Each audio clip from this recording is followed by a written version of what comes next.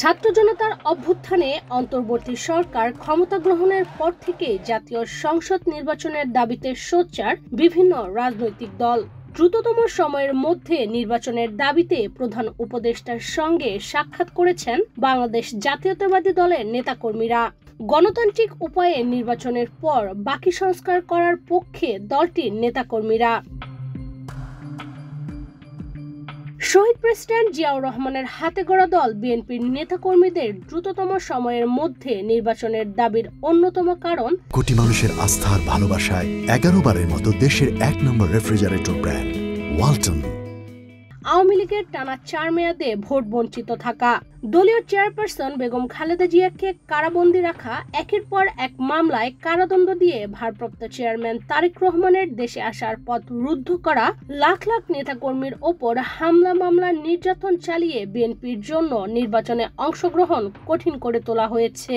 তার ওপর নির্বাচন কমিশন, পুলিশ ও জনপ্রশাসনের চরম দলীয়করণের মাধ্যমে রাতের ভোট, ডামি ভোট সহ নানা কায়দায় ক্ষমতা কুক্ষিগত করে আওয়ামী লীগ।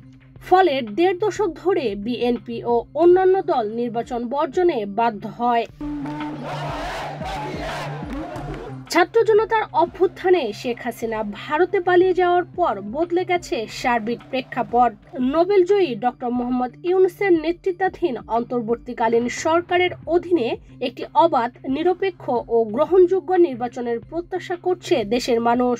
এদিকে দীর্ঘদিন পর বাধাহীনভাবে জাতীয় নির্বাচনে অংশগ্রহণের প্রস্তুতি নিচ্ছে বিএনপি। ইতোমধ্যে মামলামুক্ত হয়ে লন্ডনে চিকিৎসাধীন রয়েছেন বিএনপি চেয়ারপারসন বেগম খালেদা জিয়া। দুটি বাদে সকল মামলায় খালাস পেয়েছেন ভারপ্রাপ্ত চেয়ারম্যান তারেক রহমানও।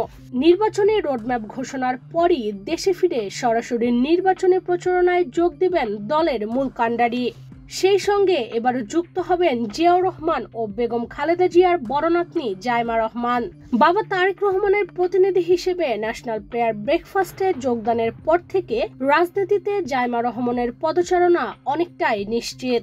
ফলে রাজনীতি বিশ্লেষকদের ধারণা, এবারের নির্বাচনে বিএনপির ট্রাম্প কার্ড হবেন ব্যারিস্টার জাইমা রহমান। 2019 সালে ব্যারিস্টারি পাশ করার পর থেকেই বিএনপির রাজনীতিতে জাইমা রহমানের পদচারণা নিয়ে চলছিল নানামুখী আলোচনা।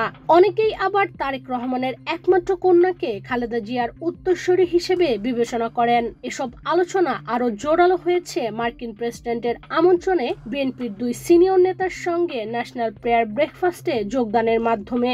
বাংলাদেশে থাকাকালীন দাদির সঙ্গে রাজনৈতিক বিভিন্ন অনুষ্ঠানে যোগ দিয়েছেন জাইমা, তবে সরাসরি কখনো রাজনীতিতে অংশগ্রহণ করেননি। দলীয় নেতাকর্মী এবং রাজনৈতিকরা বিভিন্ন সময় জাইমা রহমানের রাজনৈতিক জ্ঞান ও বিনয়ের প্রশংসা করেছেন। অনেকেই দাবি করেন জাইমা রহমান রাজনীতিতে অংশগ্রহণ করলে পারিবারিক ধারা বজায় রেখে বিএনপির রাজনীতিতে অগ্রণী ভূমিকা রাখতে পারবেন। সর্বশেষ 2006 সালের পর আর ক্ষমতায় বসতে পারেনি জিয়াউর রহমানের হাতে গড়া এই দলটি। রাজনৈতিক পট পরিবর্তনের মাধ্যমে মসৃণ হয়েছে বিএনপির রাজনীতির বন্ধুর পদ। অনেকেই বর্তমানে অপেক্ষায় আছেন তারেক রহমানের দেশে ফিরে সরাসরি দলের হাল ধরার। অনেকেই আবার ধারণা করছেন বাবার সঙ্গে জাইমা রহমানও দেশে ফিরে বিএনপির হাল ধরবেন। কেননা পরিবারের সঙ্গে মইনুল রোডের বাসায় থাকার সময় থেকেই সরাসরি রাজনীতির উত্থান পতন দেখছেন বিএনপির এই উত্তরসূরি। বাংলাদেশের বর্তমান রাজনৈতিক সংকটও গভীরভাবে পর্যবেক্ষণ করছেন জাইমা রহমান। একই সঙ্গে জাইমা রহমানের প্রতি দেশের মানুষেরও রয়েছে ব্যাপক প্রত্যাশা। এখন দেখার বিষয়, আগামী নির্বাচনে জাইমা রহমানের প্রতি মানুষের আগ্রহকে কতটা কাজে লাগাতে পারে বিএনপি। ইশরাত চৈতি, বাংলাদেশ প্রতিদিন।